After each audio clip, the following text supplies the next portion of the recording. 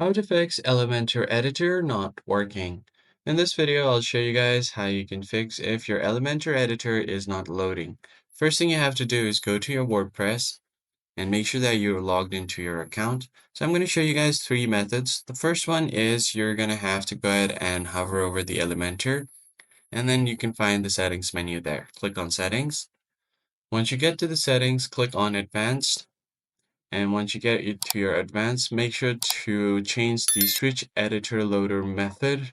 And from the disabled option, change it to enable. Once you enable it, scroll down and then click on save changes. This is the first method.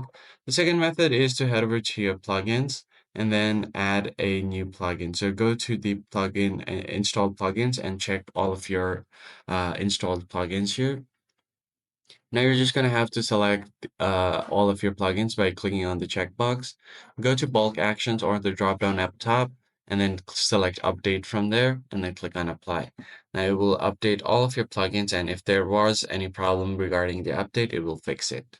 Now the last method is you'll need a file manager. So go to plugins and then add a new plugin. Now simply search for file manager and add it to your plugins. Once you do that, just reload your page and your file manager will open. Click on it and then go to file managers. Once you open your file manager up, find the file called WP and then config, that's sample.php. Config.php, right click on it and then go to the option. So edit code. Once you go to the edit code option, you need to find the 78th or 79th line and then change the memory limit to 512 megabytes. That's pretty much it, guys. I hope this tutorial was helpful. I'll catch you on the next one.